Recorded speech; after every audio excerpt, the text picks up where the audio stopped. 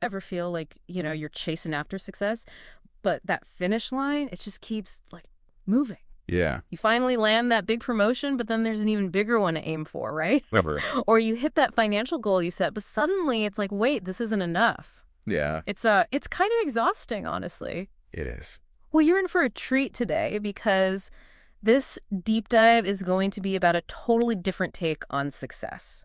Okay. Not the kind you chase after, but the kind that like resonates deep down, Yeah, and what's surprising is that we're finding this fresh perspective, not in some like trendy self-help book, Right. but in the ancient book of Proverbs. Yeah, Proverbs, not exactly where you'd expect, like cutting-edge success advice, right? Right. But that's what makes this so interesting. Yeah. We're going to be combining this ancient wisdom with a modern devotional Okay. to unpack some seriously relevant guidance for, well, living better, Yeah. not just achieving more. It's a fascinating blend of old and new, Yeah. and it all really centers around this idea of righteousness as the key to, true success. Okay, righteousness might sound a bit, well, biblical at first, I'll grant you that. Right. But stick with us. We're really just talking about honesty, integrity, treating others right, values that I think resonate, even if you're not particularly religious. Sure. And that's where the exegesis you shared comes in. Okay. It breaks down the original Hebrew to help us really grasp what the writer was getting at. And one of the most powerful points I think that it makes is that wisdom, the foundation for this kind of life, Okay. is a gift, not a reward. It's something God gives, not something we earn by being, smart or successful on our own. Which honestly takes a load off, right? It does. Like, you don't have to have it all figured out to start living this way. You can actually ask for guidance. Precisely. It's about recognizing our need for something beyond ourselves. But then the verse goes on to say this wisdom, this knowledge, it comes from God's mouth. Right. So how does that work practically? Oh. Are we supposed to be getting, like, divine voicemails? Well, that's where I think understanding the poetic language of Proverbs is key, right? Okay. It's not about a literal voice booming from the heavens. Okay. It's about attuning ourselves to God's presence in our lives, Yeah. learning to recognize His guidance in the midst of the everyday. Okay, so if it's not a booming voice, how do we tune in? I mean, what does that even look like in real life? Proverbs 2.7 offers a clue. Mm-hmm. It says, God preserves success for the upright. Now, the word success here isn't just about having a fat bank account. Right. It's about living in harmony with God's design, experiencing that deep-bound sense of purpose and peace. So it's like an inner alignment, not just outward achievement. Exactly. And the way to tap into that alignment, according to Proverbs, is to live uprightly. It's about making choices that reflect honesty, fairness, integrity, even when it's tough. And that's where the shield metaphor comes in. Okay. The passage says, God is a shield to those whose walk is blameless. Okay. We all face pressure, right? Work, relationships, the news cycle. It can feel like you're constantly under attack. But this idea of God as a shield, it suggests a kind of protection, a source of strength to navigate those challenges.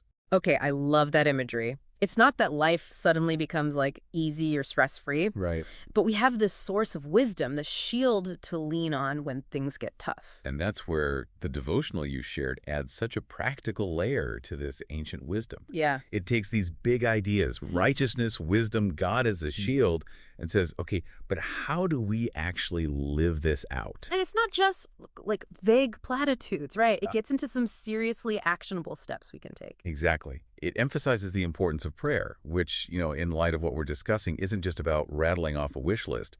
It's about intentionally seeking God's guidance, aligning our hearts and minds with His will. So it's less about my will be done and more about, okay, God, what's your perspective on this situation? Precisely. It's about attuning ourselves to His voice, His wisdom. And it's not like a one and done thing either, right? The devotional talks about making this a regular practice, prayer, spending time in scripture, seeking wise counsel. Yeah, It's like building a muscle, that connection with God. absolutely. Yeah. It's about weaving these practices into the fabric of our lives, Right. so that seeking wisdom becomes like second nature. Which can be tough in our world of instant gratification. Oh, yeah. We want answers, solutions, like that sense of peace, like yesterday. Right now, yeah. But this approach, it requires patience, trust, Right. and a willingness to kind of surrender control. Yes, and that surrender can be a beautiful thing. Yeah. Because it opens us up to possibilities we might never have imagined on our own.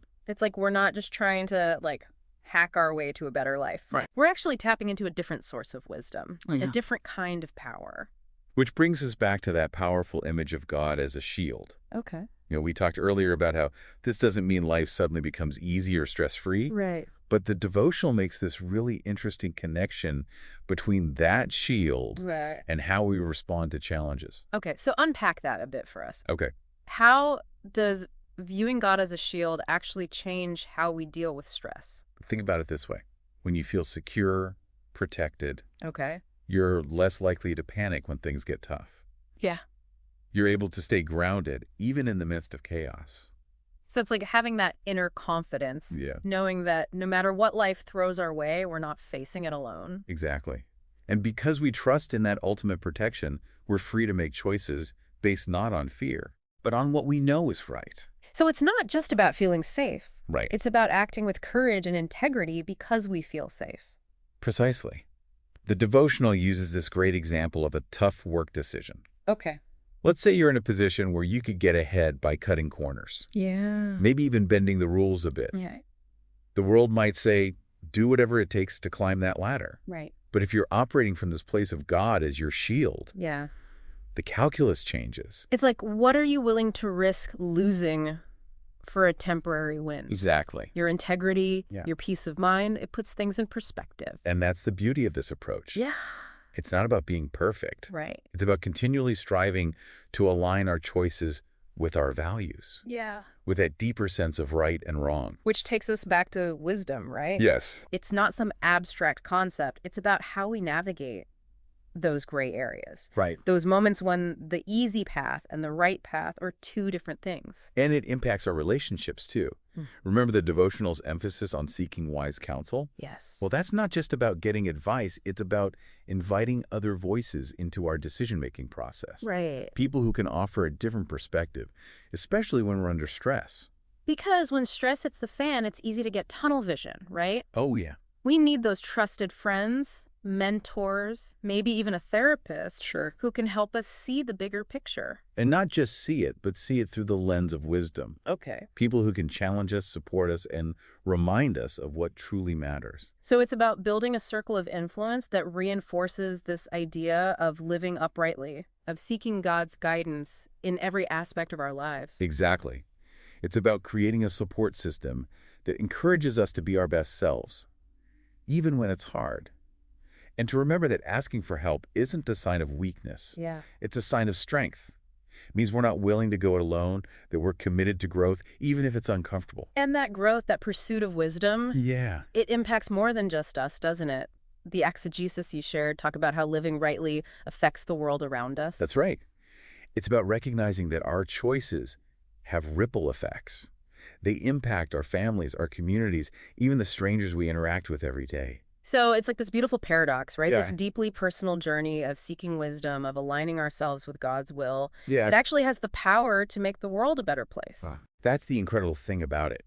It's not about saving the world through our own efforts, Right. but about allowing that inner transformation to spill out into our interactions, our decisions, Yeah. the way we treat others. Okay. I'm really feeling that. Yeah. This idea that personal growth isn't selfish. It's actually a powerful form of service. It's about becoming the kind of people who reflect God's love and wisdom in everything we do. Okay. And that brings us to a crucial question. What does it actually look like to live out this wisdom in a tangible, practical way? Because it's easy to get caught up in the big ideas, right? Right. Righteousness, justice, wisdom. Those are big, important concepts. Yeah. But how do they translate into our everyday lives? That's where the rubber meets the road, isn't it? It's about taking those lofty ideals and grounding them in action. And the devotional actually offers some really helpful examples of what that might look like. Give us an example. What's one way this like wisdom-infused approach might actually play out in a real-life situation? Okay, let's say you're dealing with a conflict at work, Okay. maybe with a coworker, or even like someone in your family. Yeah. It'd be easy to just react defensively, right? Yeah. To let your emotions dictate your response. Totally.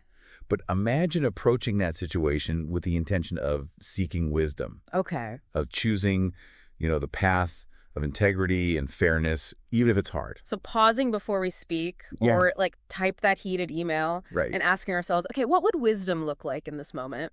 Exactly. It might mean having a difficult conversation, Huh.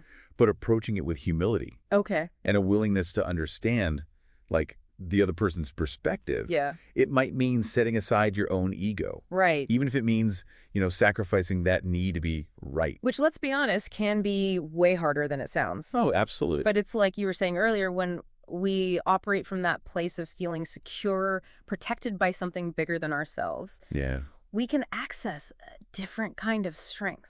we do. The kind that allows us to choose the higher road, even when our emotions are screaming at us to, like, just take the easy way out. It's not about denying our emotions, Right. but about not letting them control us. Sure. And it's a lifelong practice, Yeah. not a destination. Right. There will be times when we mess up, when we react impulsively or make choices that, aren't aligned with wisdom. Yeah. But the beauty is Yeah. every day is a new opportunity to start again, to Mhm. keep seeking that guidance, to keep striving to live out those values we believe in. So it's less about being perfect and more about being intentional, about like showing up each day and making the best choices we can with the wisdom we've been given. Exactly. And remembering that wisdom, like we talked about at the beginning, is a gift.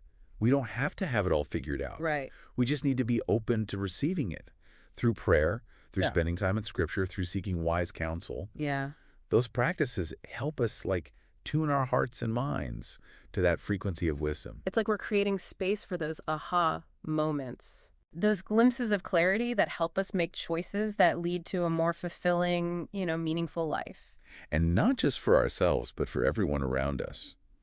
Remember, this pursuit of wisdom, of living uprightly, Yeah. it has ripple effects that extend far beyond our own individual lives. It's like that quote, I think it's often attributed to Gandhi, Okay. be the change you wish to see in the world. Yeah. It's a powerful reminder that the journey toward a better world begins with our own individual choices, Right. our own commitment to living out those values of righteousness, integrity, and compassion. And it's a journey worth taking, wouldn't you say? Absolutely. And on that note, we'll leave you, our listener, with this thought. If true success is defined not by what you achieve, but by how you live, what choices will you make today? What would it look like to see God as a shield in your most stressful moments? And how can you actively seek his wisdom as you navigate the, complexities of life? Keep those questions close, and until next time, we'll see you in the deep dive.